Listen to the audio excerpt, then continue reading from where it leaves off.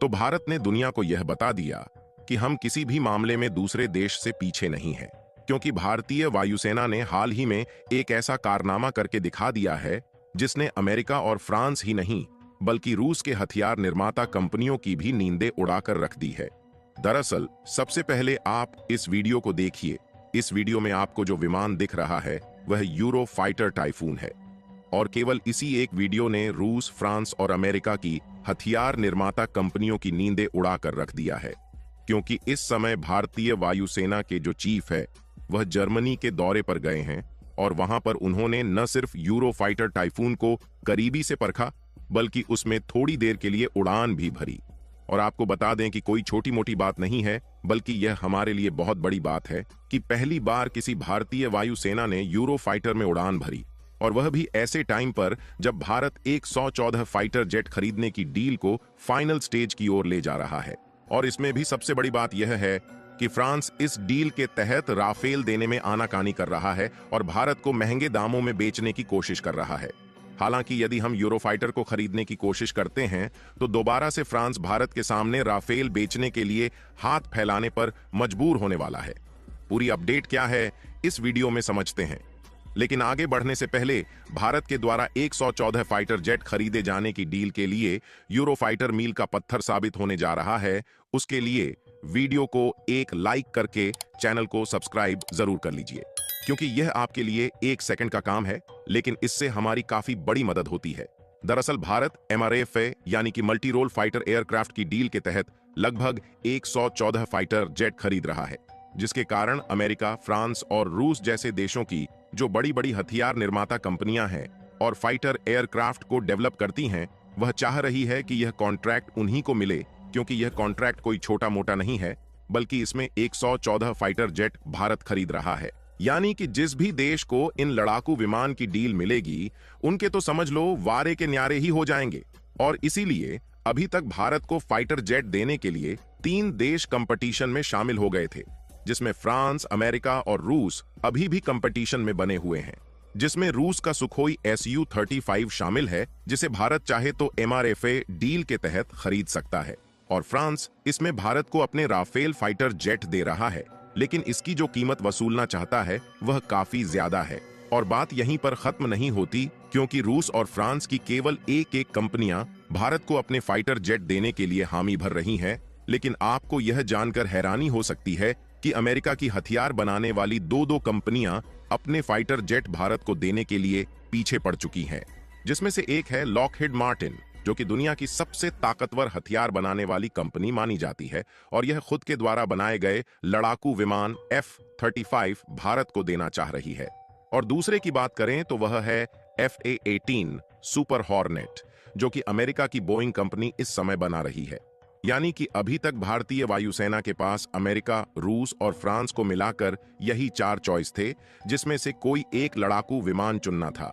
और उसी को 114 की संख्या में भारत खरीद सकता था। लेकिन हाल ही में एक ऐसी खबर निकलकर आ रही है जिसने इन चारों कंपनियों की धज्जियां उड़ाकर रख दिया है, क्योंकि हाल ही में भारत ने 26 राफेल खरीदने की डील को फ्रांस के साथ फाइनलाइज करने की शुरुआत की, लेकिन फ्रांस इसके लिए भारत से 2 गुनी कीमत वसूलना चाह रहा है। इसलिए यह बातें साफ होती हुई नजर आ रही है कि भारत इन राफेल फाइटर जेट को 2 गुनी कीमत में तो बिल्कुल भी नहीं खरीदने वाला है, क्योंकि इस समय आप अपनी स्क्रीन पर जो वीडियो देख रहे हैं, इस वीडियो के आने के बाद यह कंफर्म हो चुका है कि इस मैदान में जाना माना और ताकतवर विमान यूरोफाइटर टाइफून भी कूद चुका है। और अच्छी बात यह है कि इंडियन एयरफोर्स के जो चीफ है वह हाल ही में इसको उड़ाकर इसकी टेस्टिंग भी ले चुके हैं कि आखिरकार यह भारत के लिए कितना कामगार साबित हो सकता है।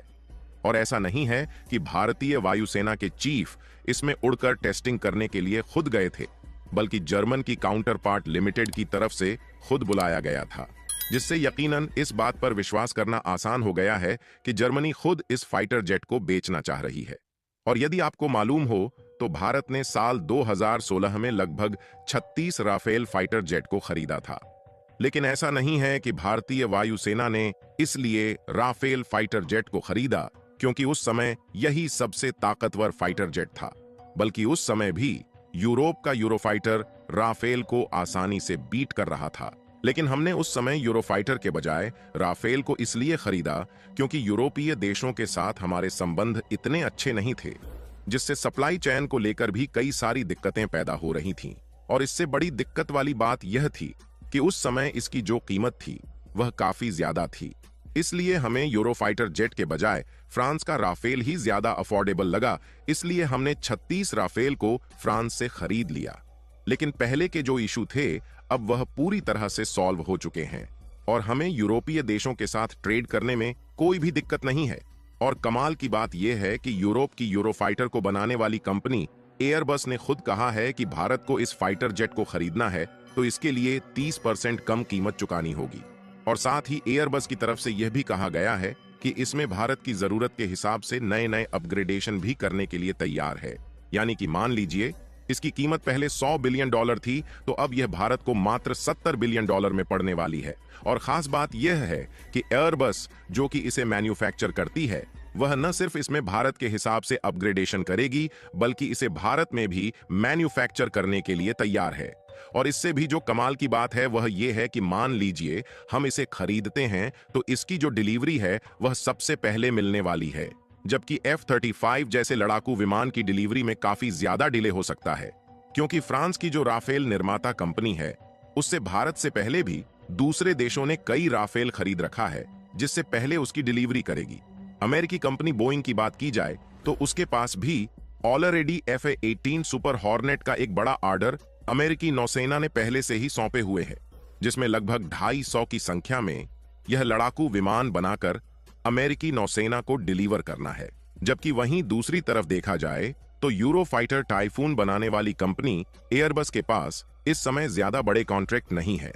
यानी कि यूरोप फाइटर जेट की डिलीवरी बहुत ही जल्द हो सकेगी और हमें अपनी नेवी ताकत को बढ़ाने के लिए देरी का सामना नहीं करना पड़ेगा।